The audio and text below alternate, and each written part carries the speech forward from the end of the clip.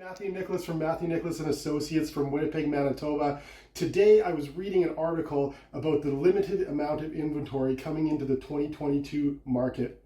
This is absolutely unprecedented territory. We've never seen inventory levels this low before. I'm sure you're asking, what does this mean for me as a home buyer? This year is going to be very similar to last year. We're anticipating that buyers are going to be in heavy competition on a regular basis for premium inventory, and then houses that need some work or we wouldn't classify premium inventory, there may be a bit of an opportunity to not be in such a competitive scenario. As we always mention, patience is key in markets like this.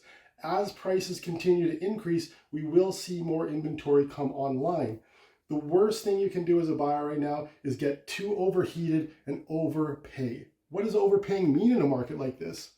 Overpaying in a marketplace like this, I would say, is anything outside of the comps by at least 10%. So what does that mean, for example, in this marketplace? If we comp a house out where it's showing us that it should be priced at around $400,000, we would suggest not going 10% over that price. So you wouldn't want to be in, for example, the $460,000 range. At that point, that natural market appreciation might be too long to get to inside of a regular cycle of somebody selling a house every 5 to 10 years. Now, I will put a little note in there. When we're talking about comping the house, we're not talking about the list price. List prices right now aren't necessarily the accurate representation of what the house will sell for. We're in an upswinging market. So in an upswinging market, people are pricing what the house sold for maybe last month or 2 months ago, right? Which is fair and what the comps really over the long term show. But as this inventory gets into these competitive situations, you start seeing the pricing go at an upward swing quite quickly at times. So that list price isn't really what we're concerned about. We're concerned about what does that average show? So where is that average? And then we want to be within 10% of that sale price, not the list price. What does it mean for sellers?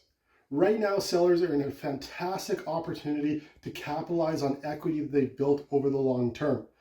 Obviously, trading properties right now, or what we call trading properties, which is, say, going from a 1,000-foot bungalow in St. Vital to a 1,000-foot bungalow in Transcona, that's going to be a tough thing to do, right? Because that 1,000-foot bungalow is going to be very expensive in either neighborhood. Whereas a great opportunity possibly is, you're taking your starter home and you're taking that equity out of your starter home and you're moving up into that new home.